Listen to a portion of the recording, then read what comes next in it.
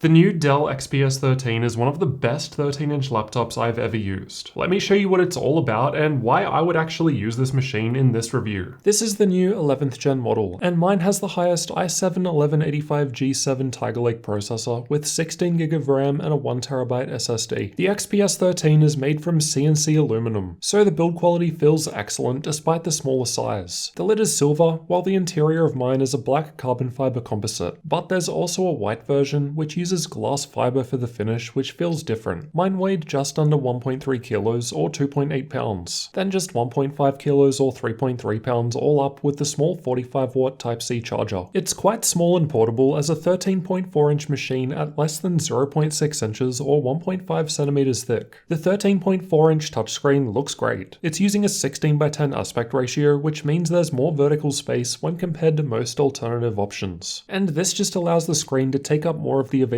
space with a 91.5% screen-to-body ratio. There are 1080p and 4K screen options, but only the 4K panels offer touch support, which is what I've got here. It's Gorilla Glass 6, so it's got a glossy reflective finish, so fingerprints will show up from touchscreen use. You can't use this model in tablet mode, however there is also a 2-in-1 version of the XPS 13 that does support that if you're after it. The 4K screen offers a good color gamut with good contrast ratio and excellent color accuracy after calibration. Brightness was great too, getting to around 500 nits maxed out. Backlight bleed was extremely minor in this worst case example, but this will vary between panels and laptops. Unlike older XPS 13 models, the 720p camera is above the display in the center, and it's got IR for Windows Hello support, which worked quickly. This is what the camera and microphone look and sound like, and this is what it sounds like to type on the keyboard.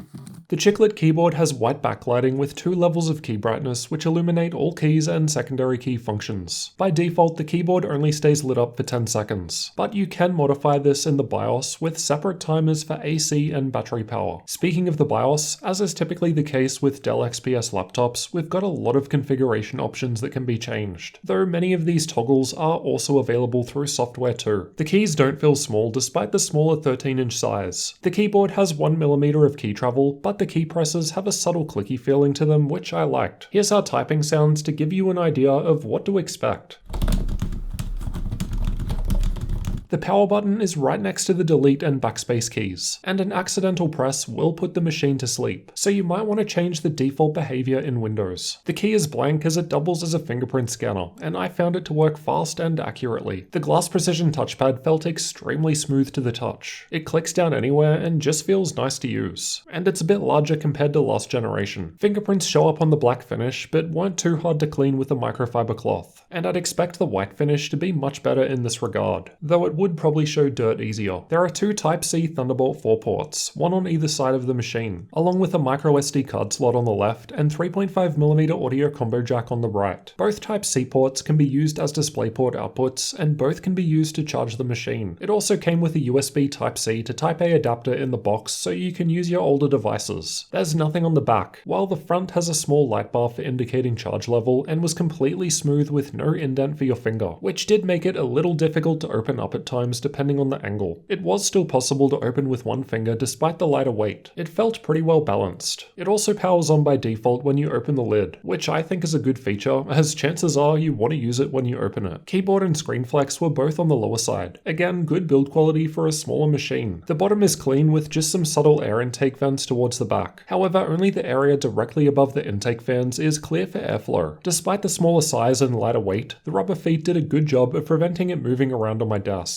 Getting inside requires taking out 8 TR5 screws. After removing those, I just pried the bottom panel off with the tools linked in the description. Once inside, we've got the battery down the front and a single M.2 storage slot just above that covered by a metal heat shield. Wi-Fi 6 and memory are soldered to the motherboard, so you'll need to buy with this in mind as you can't upgrade later. The speakers are underneath on the left and right sides. I thought they sounded great at lower volumes with some bass for the smaller size, though there was some distortion at higher levels and latency mon results weren't weren't that great. The XPS 13 is powered by a 52 watt-hour battery, which Dell says is not user replaceable. It lasted for a bit more than 6 hours in my YouTube playback test, similar to many other laptops with similar batteries. But at the same time, there are others like the MSI Prestige 14 with the same CPU and battery size that was going for 10 hours. The Dell Power Manager software also lets you adjust the battery charge level to help prolong battery lifespan. Let's check out thermals next. Air comes in from the bottom and is exhausted out of the rear vents that are hidden below the screen. The Dell Power Manager software also lets you pick between 4 different performance modes: optimized, which is default, cool, quiet, and ultra performance. The processor was cool at idle, then went under a CPU stress test using AIDA64 to represent a worst case heavy workload. We're seeing 70 degrees Celsius as a maximum. Cool mode does what it says on the box and ran cooler than the other available performance modes. These are the clock speeds for the same tests just shown. Cool mode only seems to be cooler because the performance is being limited. I thought it might just instead run the fan faster, but that wasn't the case. Cool mode appears to limit the processor TDP to 10 watts, while the other modes all have the same 15 watt long-term power limit. It could of course boost higher than this, but it's worth noting that this is a fair bit behind the full 28 watt limit of the i7-1185G7 processor. Here's how CPU-only performance looks with the different modes in use. Single core was about the same regardless of the performance profile, though there was a larger difference in multi-core here. The best ultra performance mode did the best, but the default optimized mode wasn't far behind. Here's how the R23 score compares to other laptops. So both single and multi-core scores are lower when compared to all of the other Tiger Lake laptops that I've tested. This wasn't too surprising, as Dell tends to prefer cooler and quieter as opposed to maximum performance. Here's how performance changes on battery power. So very similar results to running while plugged in, meaning you shouldn't be sacrificing CPU power when running unplugged. At idle, the keyboard was cool in quiet mode. Most laptops are around 30 degrees Celsius for context. With the CPU stress test running, it gets to the mid-40s in the center, so just a little warm. The default optimized mode was fairly similar, then not too much difference in the highest ultra performance mode either. But let's have a listen to fan noise.